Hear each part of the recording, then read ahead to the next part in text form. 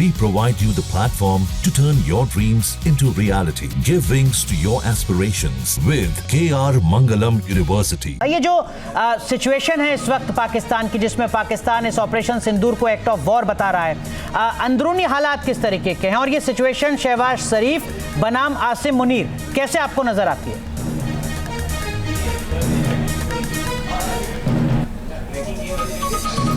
देखिए, मुनीर को ऐसा लगा था कि भारत के साथ एक वॉर मॉन्गरिंग करके वो अपनी सत्ता को खासतौर पर पाकिस्तान जी को ऐसा लग रहा है जो हालात इस वक्त बलूचिस्तान में है, खैबर पख्तूनख्वा में है, वजीरिस्तान में है, डूरंड लाइन पर है, ये इवन ईरान के बॉर्डर पर है, उससे पाकिस्तानियों का ध्यान डाइवर्ट करके वो भारत पाकिस्तान की सीमा पर लेकर आएगा। क्योंकि पाकिस्तान में कोई भी जनरल जब अपने को सिक्योर करता है तो उसकी कवायद यही होती है कि भारत के साथ भिड़ंत करो, भारत में आतंकियों को भेजो, वहाँ दहशत फैलाओ और उसके बाद जो नेशनलिज्म पाकिस्तान में भारत के खिलाफ जो है वो जिंदा होगा उसको लीड करो। लेकिन मुनीर का यह समूचा दाव इस बार उल्टा पड़ चुका है। उल्टा इसलिए पड़ चुका है कि इस बार पाकिस्तानी भी समझ चुके हैं कि मुनीर के हाथों में जो पाकिस्तान की सत्ता है वो सुरक्षित नहीं है और शहबाज शरीफ जिस तरह की कठपुतली बने हुए हैं उससे पाकिस्तान जो है वो आगे और गर्त में जाएगा। क्योंकि पाकिस्तान इस वक्त देखिए तो सिर्फ आतंक से ही नहीं बल्कि बदहाली, कंगाली और बेहाली से भी जो है वो पीड़ित है और इस वक्त पाकिस्तान की जनता एक एक रोटी के लिए मोहताज है। तो ऐसी पाकिस्तान की जनता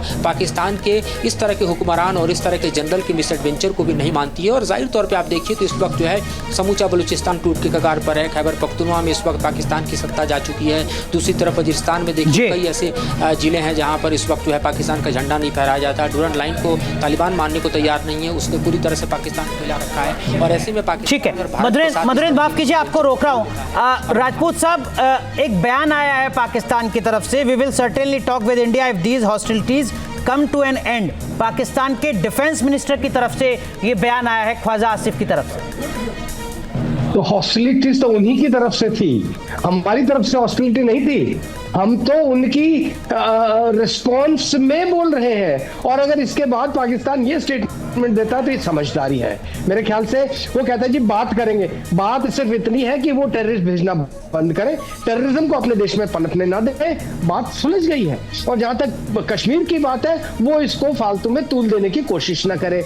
यूएन में ले जाना, OIC में लेकर जाना, दूसरी जगह पर बयान देना, ये एक समझदार देश की निशानी नहीं है। अगर देश के साथ रिश्ते अच्छे रखने हैं, प्रॉस्पेरिटी का, ग्रोथ का पाथ देखना है तो अच्छे मजबूती रिश्ते रखें। और वो रिश्ते रखने का सबसे पहला तरतीब ये है कि देश से, अपने देश से ये टेररिस्ट इधर ना भेजें। और यही नहीं, इनकी वजह से अफगानिस्तान के अंदर डिस्टेबलाइजेशन है, इनकी वजह से पूरा इको जो चाइना ने CPEC खड़ा किया वो उसकी वजह से परेशानी है। तो आप देखिए ना, एक चीज को लेकर के ये सारे देश में इन्होंने अपने यहाँ विनाश बनाया है और उसकी वजह से हमारे यहाँ भी विनाश की बात हो रही है। तो वो ये सर, लेकिन ये तो पाकिस्तान के वजूद का आधार है ना। पाकिस्तान बिना आतंकवाद मतलब वजूद ही नहीं है पाकिस्तान का। उन्होंने स्टेटमेंट दिया था कि जी हमारे मुसलमान हैं, हम में कौम मिल गए तो दुश्मन को ऐसा कर देंगे वैसा कर देंगे। ये सब कहानियां युद्ध के लिए नहीं है, ये सब कहानियां शांति बहाल करने के लिए नहीं है। हमको चाहिए कि स्टेटमेंट भी दे तो कम से कम समझदारी के स्टेटमेंट तो दे। अगर वो रीजनलिज्म, फंडामेंटलिज्म, टेररिज्म इन सब पे बात करेंगे तो बात नहीं बन सकती। तो पाकिस्तान को ये समझना पड़ेगा। और दूसरी बात ये है कि जो अभी रूबिको साहब ने बोला है, अमेरिका ने बोला है, दूसरे देशों ने बोला है, तो ये बात उनके पल्ले पड़ी है और ये स्टेटमेंट तब आया है। BBC का स्टेटमेंट देखिए आज सुबह का, वो बोलते हैं कि पाकिस्तान कैटेगोरिकली इस बात को कहे कि शांति बहाल होगी तब तो बात बनती है। और मुझे लगता है कि इन सब बातों के बाद पाकिस्तान में समझ आएगी और वो इसको बढ़ावा नहीं देंगे। बिल्कुल ठीक है। मेहता साहब, आप कुछ कह रहे हैं? आपने राहुल थोड़ी देर पहले कहा था कि क्या पाकिस्तान माफ़ी मांगेगा।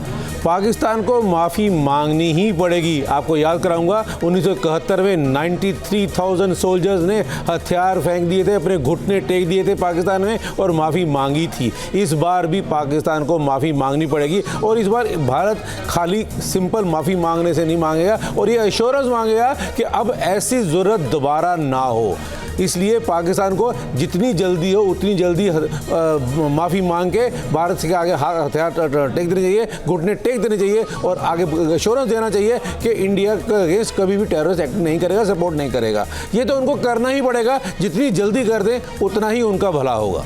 ठीक है, वो जिनका जिक्र आप कर रहे हैं 93,000 सैनिकों का जिस तरीके से समर्पण हुआ था, झुके थे, हथियार अपने सौंपे थे, वो 303 की राइफल मैंने अपने हाथ में ली है, वो देखी है मैंने।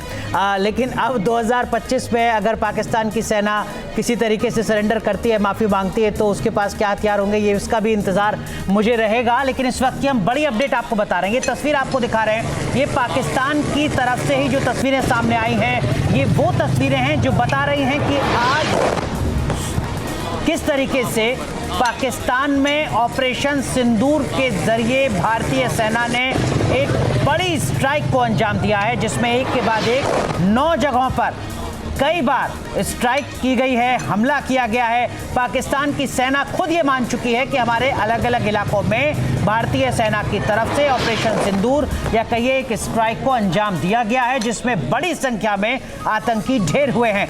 इस वक्त उन जगहों पर सिर्फ मलबा नजर आ रहा है।